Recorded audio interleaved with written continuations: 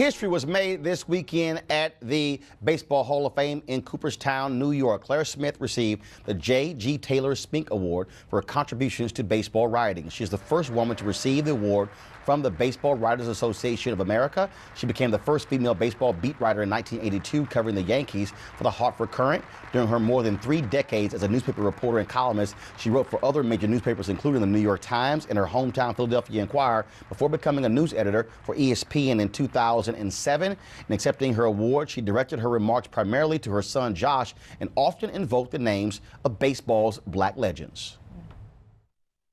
First, look where we are.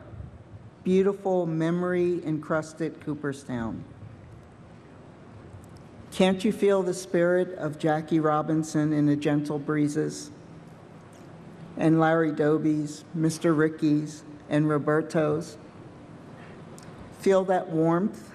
Must be the million-dollar smiles of Kirby, Tony Gwynn, and the Kid, or the gigantic personalities of Pops, Big D, and Buck O'Neill. I can just imagine Mom up there chatting with Katie and little Nuxie, or Dad staring down Joe Black. Dad knows, Joe, that my mom had a mad crush on you when you were both at Morgan State. And he knows that you eyed her 40 years later at a writer's banquet and made a move. Behave, big fella. You're supposed to be in heaven, you know. Josh, when we're here, you can't help but feel the angels on your shoulders, for this is baseball heaven on earth. Gaze upon these Hall of Famers. Gentlemen, many believe that your plaques say it all, and that's not even close. Hank, Willie, Frank Robbie, you're lions. You are lions. Sandy, sweet swinging Billy Williams, Joe, Nuxie, Sut, all of you. There will never, ever be any others quite like you. It's been such a privilege to have covered so many of you. And please don't let this get out, Ozzie and Goose, but this really never gets old. Now I sit here on this day with Kathleen, with Mrs. Rachel Robinson, my hero and my friend. Kathleen, the family of Bill King, the Ford C. Frick Award winner. This is unbelievable. Such settings never fail to make one's fingers itch and make me wish for a keyboard or typewriter. I happily inherited that hunger from your grandparents, Josh. William Smith was a magician with paints and pencil and paper. He could spin a tale, but not without illustrating it first, mixing pictures with prose. Was it any wonder that he married a chemist, Bernice Eximini Smith? A stroke of genius here, an idea there, and mix, mix, mix. She and her peers at General Electric invented instruments, including a fuel cell used in a missile that carried John Glenn into space. Talk about hidden figures.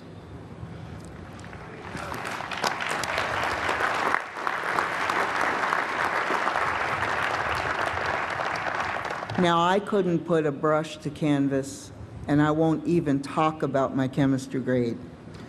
Yet your grandparents gave a shy elementary schooler an antique typewriter, showing a budding storyteller another way to create. And for years, I typed and dreamed. And like Mom, I developed a deep love for baseball and the Dodgers, as her heroes, Jackie and Rachel, became mine. Mom, we were always on the same page, almost.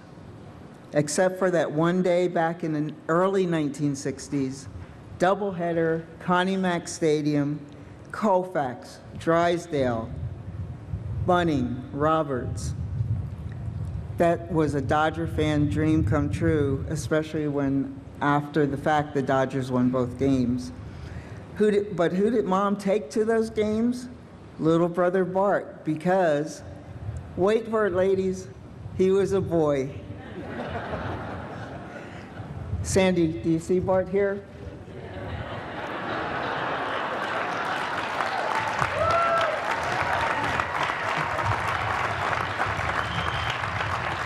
God bless him, he's sitting on a beach in Jamaica trying to figure out what the Sixers are going to do this year. Throughout my career, all I wanted to do was go to work, do my best to get it right, then look in the mirror and ask, Mom and Dad, did I do you proud? And I wanted to be able to look you in the eyes, Josh, and ask the same. Then Mr. Spink's Award came along. Journalists, some young enough to be my children, began to reach out as I visited campuses and events hosted by the Robinson Foundation, the Negro Leagues Baseball Museum, the Association for Women in Sport Media. Many of those youngsters spoke of research papers and articles they'd written about me, and now they were lining up to thank me for somehow having inspired them. Talk about missing the lead. Somehow, I must have touched something within these youngsters, and I never even knew it. Perhaps the enthusiastic young women who came up and called me auntie and asked to pose with me for selfies saw someone who helped open a bit wider a door that had once been closed altogether. They were cherishing these encounters much the way I had when I first met Jane Gross and Robin Roberts. Perhaps reporters of color heard of a time when there were no reporters who looked like them at all.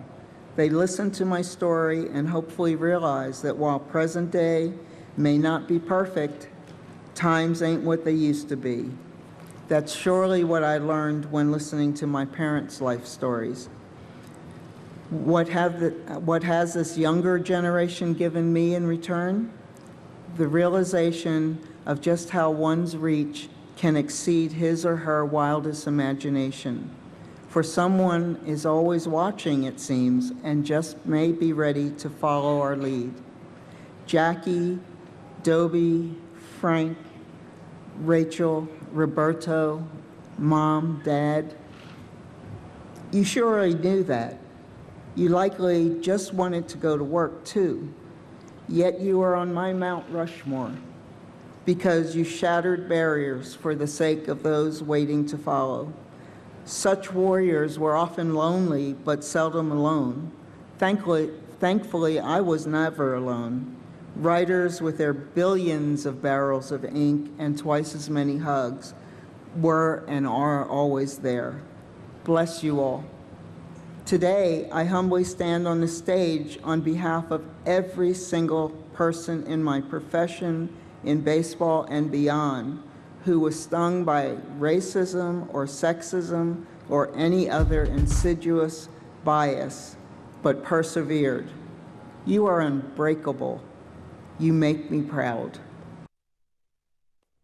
Congrats to Claire Smith. You can go to MLB's website to see the full 17-minute speech. Weekdays on TV One. I will never lie to you. Oh my God. Roland Martin. He doesn't want to talk to us. He wants to ignore us. Uncensored. Hell no. That ain't gonna cut it, boo. Unapologetic. No, that is fundamentally false. You are wrong. Unfiltered. He wants an America where we all look alike. He ain't talking about black people. Unrelenting. You better go work out, because you got a fight on your hands. NewsOne Now with Roland Martin. Weekdays at 7 a.m. on TV One.